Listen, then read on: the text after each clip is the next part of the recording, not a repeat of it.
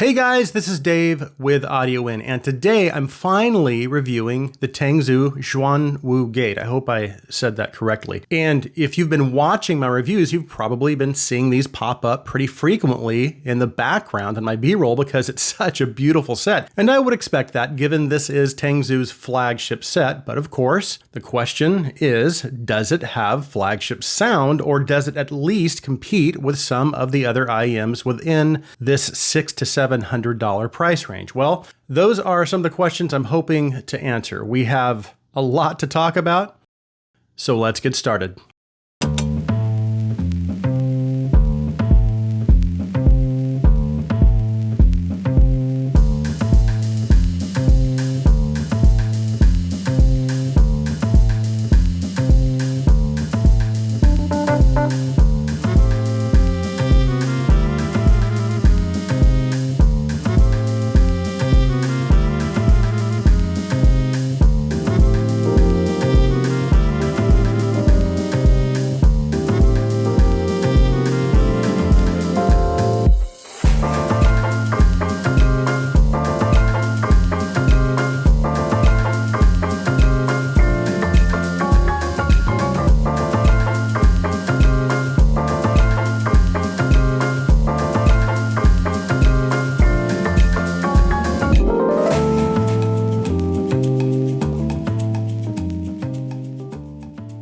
So as you can see, I don't have any of the packaging or accessories because the person that I got these from came from a different country, and for one reason or another, they did not bring any of those items with them. And then one other thing I should mention is that this is a prototype or pre-production set, and I do not have the final production set to compare it with. So this review will be of this set only. And the reason I bring that up is because I came across some information that suggests there may have been some tuning changes made before they released the final version. I will say I have seen graphs of this pre-production set and the final production set as well, and they do look a little different. But again, I don't actually have the final release set to compare it with. I can only give you my impressions of this particular set. But let's go over the price, specifications, and design quickly, and then we'll jump into the sound review. So this is Tangzu's, again, it's their flagship set, and they've released it at $649, which, as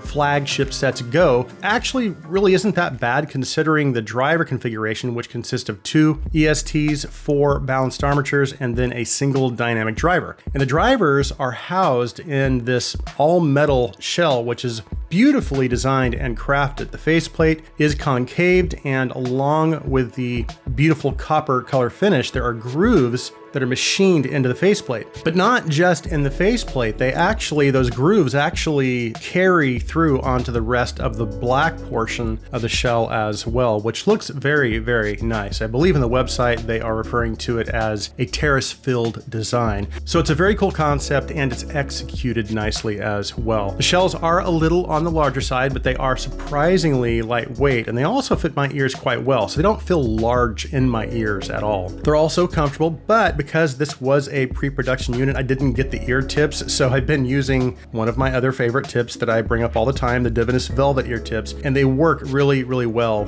with the XuanWu gate. The cable is also quite nice. I don't know how close it is to the cable that comes with the final production set. It does look very similar, but I did notice this cable has the angled interchangeable terminations, and from the pictures I've seen of the new cable, that also has the interchangeable terminations, but they're straight, not angled like these. So this cable comes with 2 termination options, 4.4 balanced and a 3.5 single-ended, and on the shell end of the cable, the shell connections are 2-pin connectors. But the cable itself is a little on the thick side, which I actually like, but the main thing is that it's easy to roll up and it doesn't tangle. So I guess the question is, does its design and build quality reflect the price? And in my opinion, I think it does. The construction is very solid, and the design is absolutely beautiful. Okay, let's move on to the sound.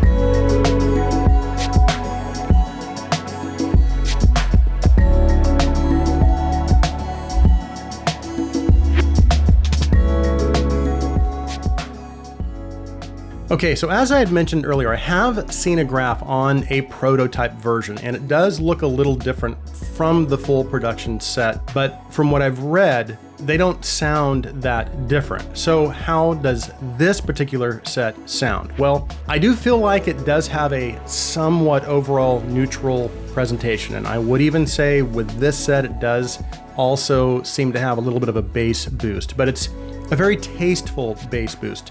It's not dominating the mix and it's not throwing it out of balance. There's still enough upper mid and treble energy to kind of balance that bass out. And then you have excellent extension on both ends. So nice amounts of sub bass energy and then also nice amounts of upper treble as well. But breaking the sound down a little further, starting with the bass, in terms of bass quantity, it's almost right where I like it. The only thing I would do differently is maybe add a little bit of a bass shelf, similar to what you might see in the Monarch Mk2, to give the bass and mids just a little more separation. Not that there's any bass bleed or anything going on, there's not. I would just personally like to see a tad less low mid energy and a little more focus on the bass and sub bass, but that's just my tuning preference. And again, this tuning approach does still work very well. It's very clean, it's well controlled. As a matter of fact, the bottom half or low mids and bass of the XuanWu Gates tuning reminds me of one of my all-time favorite bass IEMs, the Sennheiser IE600.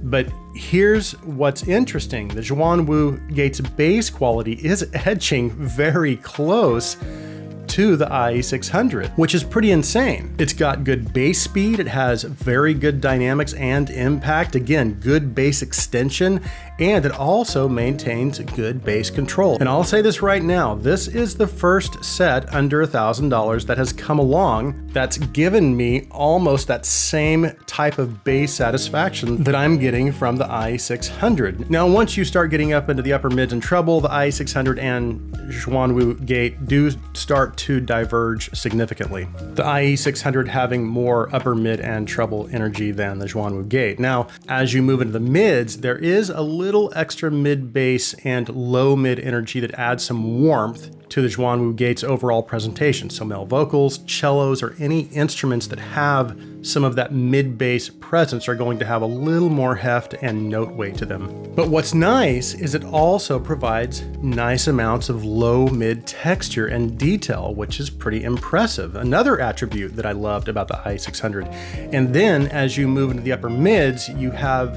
a fairly slow rise starting from around 800 hertz, and then it peaks out at around 3.5K. So its upper mid-range presentation is maybe a little less forward, and it's going to have a slightly smoother or relaxed presentation. So while I don't feel like vocals are pushed back necessarily or overpowered by other parts of the tuning, again, they're just not going to be as forward as, say, the Variations or even the IE600. I do wish there was just a little more energy there though, but they do still have enough energy to maintain the listener's attention as far as the vocals and keeping that center focus. And it also presents instruments and vocals fairly naturally as well.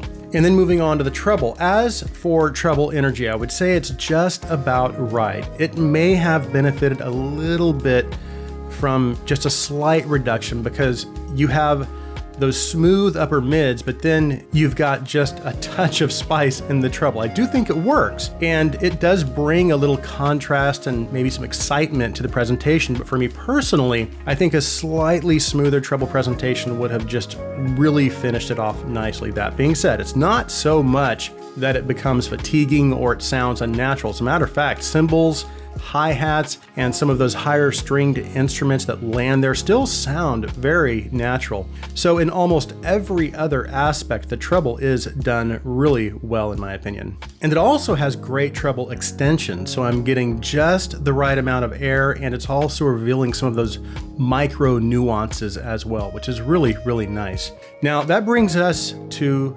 technical performance. So on my desk, I have two of my best technical performing IEMs within this price range, the IE600 and the SA6 Mk2. Another favorite of mine is the FIO FX15, which I don't have at the moment, but that's right up there with these as well. I also have the OG SA6, which is pretty awesome, the Open Audio Mercury, and then the BGVP DM9. And all of these land within the $500 to $700 price range. Now, I will tell you right now, in my opinion, I don't think the XuanWu Gate can compete with either the SA6 Mk2, Sennheiser IE600, or the FX15 on a technical level, but it doesn't fall that far behind. I will say, however, that I do feel like the XuanWu is giving me more micro details, wider soundstage, and even better imaging and layering than the OG SA6. And it's definitely better than the DM9 and the Mercury, although the Mercury's bass is pretty awesome, which is why I still have it. However, there are certain aspects of the tuning of the OG SA6 that I do prefer over the XuanWu Gate, and that's also the case with the SA6 Mk2. So the SA6 Mk2's tuning is just more to my liking. It also has better technical performance as well, but, and this is a very large but, there are actually aspects of the XuanWu Gate's tuning that I prefer over the IE600, because the XuanWu Gate is more of a neutral set and the IE600 is a V-shaped set. And while it can't take the IE600 in terms of technical performance, it's still very close, and I do like its tuning better, and that's saying something. So let me wrap this up and see if I can make sense of this, because I kind of mixed the technical performance segment with the comparison segment. So let me just clarify its technical performance. Details and micro details are very good, not quite to the levels of the IE600 or SA6 Mk2, but very close. Soundstage is wide, it has good forward depth, so it's got nice front to back depth to it. It's also going to give you a fairly immersive sound field, and with the added air in the upper treble, that open sound combined with that airy treble really just brings certain live recordings like Jazz the Pawn Shop to life. Instrument imaging and layering are also very good, not quite as good as the IE600, but still very good. So I guess the final question is, would I recommend the XuanWu Gate? Well, it's tough because this set might be a little different from the final release set, but again, from what I understand, even though the graphs look a little different, some have said they sound very similar. As a matter of fact, if there is anyone out there that has heard both sets, maybe you can let us know in the comments section. But if I were to base my recommendation solely on this set, I would give it my recommendation, and that's based on both its tuning and its technical performance. I will, however, say it is a soft recommendation because I do think maybe they're pushing it a little with the pricing, and I'll just leave it at that. So overall, it's a very solid set. It has excellent build quality and a fantastic design as well. So that concludes my review of the Tangzu XuanWu Gate. Thanks so much for taking the time to watch. If you like my content, please take a second and hit that subscribe button. Also, if you would please like this video, please share this video. I hope you guys have an awesome day.